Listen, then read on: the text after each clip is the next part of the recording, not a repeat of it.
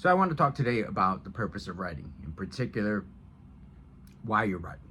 For me, everything I write is, as the saying go, political, right? Everything is politics. For me, when I write, I tend to focus on the things that are interesting to me, and it doesn't need to be politics in the sense of government. It can be politics in the sense of what are the politics within a family, what are the politics within a corporate environment, educational environment, whatever. These are the things that interest me, and within those environments and that I'm choosing to explore, right? As my mentor John Dufresne says, um, sit your ass in the chair and you know figure out your life through what you're writing, right? You're learning about life through literature, through what you're writing and putting down on a piece of paper. That's what I tend to do and what I try to do and strive to do, whether I fail or not. I enjoy writing because it's something that allows me to explore what I'm thinking and can't put it into words in my mind, right? I put them on paper, I revise them, I edit them, and from there, my stories get clarified for me. I'm able to figure out what it is exactly is bothering me, what it is exactly that I want to see as a story. So, yes, a lot of it is biographical or autobiographical and biographical because I do steal, some of my friends' lives as writers do. But the reality is for me is it's I can't not write, and that's what told me that I am a writer. If you write and can't not write, you're a writer. It might take you a year, it might take you 6 months, a couple weeks to write a novel, a short story, whatever it is you're writing. For me, I can write a first draft in 3 weeks, or I can write a first draft in a year. I might work on something for 6 months and it's done. I might work on something as I currently have that I've been working on for 23 years and it's still not done. But it's an exploration for me. I don't outline until after I have a first draft, until I know what the story is, and whatever works for you. If you're an outliner, a plotter, whatever, you do whatever it takes to get down what you need to get down when you're writing. But back to why I write. I choose to write about the things that I feel are important to me and to our country and to other countries in the world in general. I do a lot of research for most of my books, not because I'm going to include them per se in the novel. I mostly write novels that I'm writing, but because I do believe in the Hemingway, theory of the iceberg, right? Everything that we read is up at the top, and then below it's the iceberg, and that's a character's history, their legend, wherever where they came from, their troubles, if they were in the war, etc. All the things that affect the characters today in the setting that you've created for your characters, and if it's historical fiction or whatever, or a saga, it might begin when they're young, all the way through when they're older or they die or whatever. So for me, because of everything that's going right now in around the world and in politics here in the United States, it's right for what I'm interested in writing today, which is politics. Now, the difficulty for me is trying to not sound like I'm preaching, right? I don't want to preach. That's not what my writing is about. There are themes and tropes and these kinds of things that make their way into what I'm writing, but that's not my goal. My goal is to tell a story that's enjoyable, that's compelling, that has good characters, shows a character, go through their journey and they change at the end or don't change or whatever, right? The mechanics are there. I like Freytag's Pyramid. You have the rising action, the climax, the ascending action, denouement, etc. And that's sort of in the back of my mind when I'm writing, right?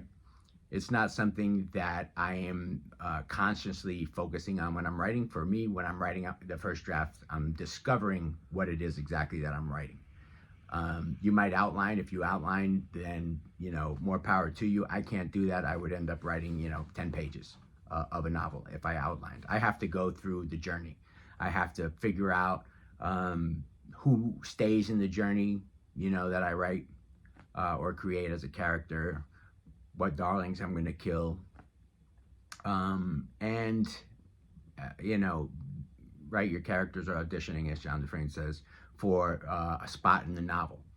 And think about what it is that you're trying to tell the story. I mean, are you trying to tell the story of a couple who are going through troubles and what happens to them at the end? Are you trying to tell a story that is based upon an idea? Ideas aren't stories, right? Stories are stories.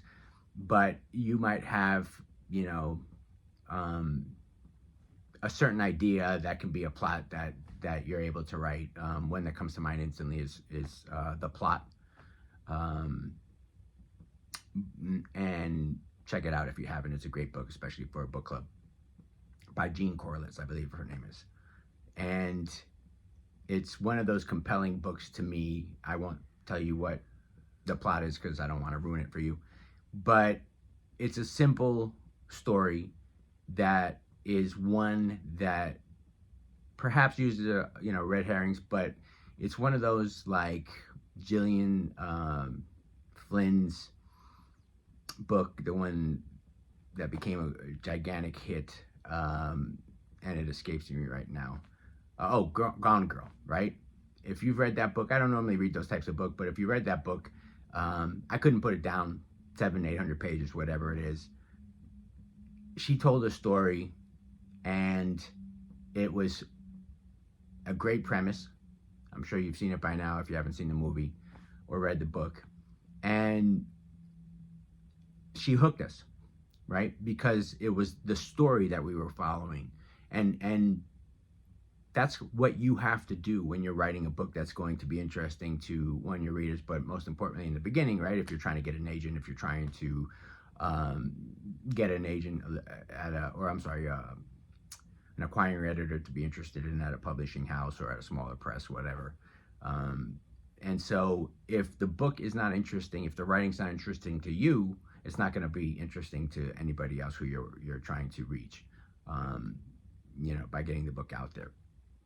I'm blabbing a little bit, but I think for me, it's, if you're a geek like I am when it comes to writing, just speaking about writing, gets you going in all different ways, because you know how much you can accomplish through your writing. You understand that it's a task that's going to take you probably a long time. For me, first drafts are quick, but then I edit for years. And I'm going for books that hopefully last for, 10, 15, 20, 100 years, whatever. I want one of my books, or if not as many as I can, to get into the canon, because they have something to say.